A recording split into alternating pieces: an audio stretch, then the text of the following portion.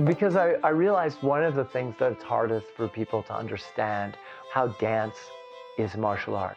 You talk to ballet dancers and you say, did you know that balance is actually good for saber fighting? It's actually kind of a stick fighting technique. They're like, really? Because I'm just doing this to be beautiful.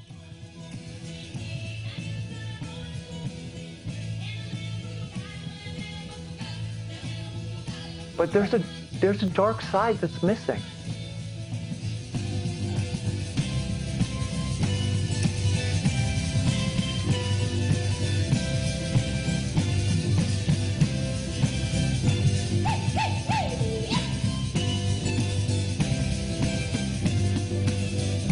If you've ever been involved in martial arts, one of the ways you can tell the skill level of the person you're engaging with is how well they keep their frame. This is the same skill that's used in ballet for doing lifts.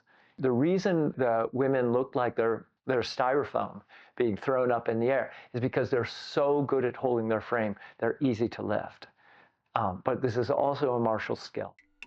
I started doing Chinese martial arts, specifically Northern Shaolin, with Bing Gong in San Francisco. That particular style of Shaolin, I now know, is extremely close to Chinese opera, almost interchangeable with Chinese opera. But at the time, it was just Kung Fu.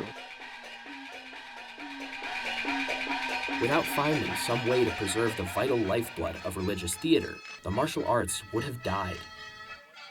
Between 1928 and 1934, China produced more than 230 fantasy kung fu martial arts movies.